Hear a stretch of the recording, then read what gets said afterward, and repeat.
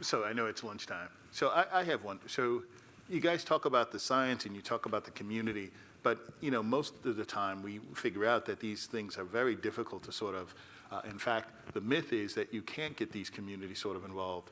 So, and as you're talking about the science, that as you talk about the science, people then get afraid and so they don't participate. So what has been your experience in both of those? It's funny you say that, Dr. Wynn. One of the things that there's this myth that communities, that diverse communities do not want to participate in research. And one of the things that we found through some qualitative focus groups with African American communities as well as Latino communities that is often not asked.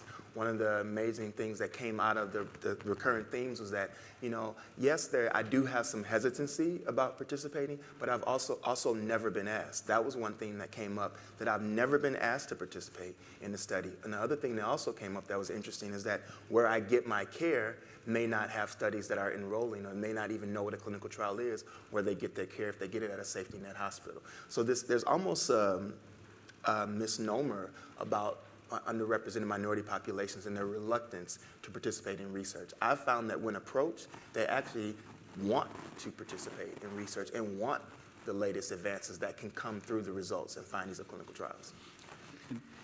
Any other questions? I did have one for you, Dr. Ray. What keeps you up at night about this program? A lot of things. I think I'll say that there's a lot of activity in the program, and I think it's moving actually really well. If you look at the time course from where we've started to 18 months from kind of announcement to going through all the protocol development and initial awards to about 18 months from there to actual recruitment, we've just really, and actually recruitment from award to recruitment was about 10 months. So I think we've moved very fast. And because of that, there's a lot of chaos in the process, but right now, everybody is so bought in. We are all so passionate about this program. And that is the key aspect, because we are passionate and we're doing everything, I think, very rigorously in terms of testing the protocol. I think it would be influences outside of all of us that I would fear as the longer answer to that question. Thank you so much. I think that unless there's a burning question, I know people are trying to get to lunch. We were trying to shorten up the program a little bit. And so it was my ideal just to say, have a couple questions. Unless there's a burning questions, I'm going to ask that Dr. Beam take us to the next phase. The next phase is actually to go and eat. There you go. So I want to thank this group.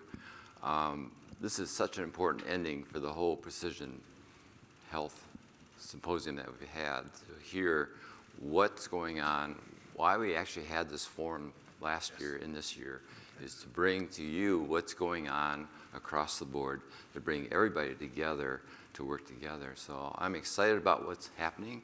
A lot of this is news to me. And we hope we can do this again next year in an expanded format. So I want to thank you as an audience. I want to thank the people that helped me. I think they're honored in the program book that they helped us in so many ways putting this program together. I don't want to prolong this. I want you to go out there and eat, but please spread the word that we're going to do this again next year. Please come back. And importantly, I don't know if you really understood this, all of us is not just for patients. That's right. It's for everybody. So when you go out the door, see how you can sign up. Okay? So I'm pushing this as much as we can. So again, thanks all of you. Thanks to the group here. Thank you.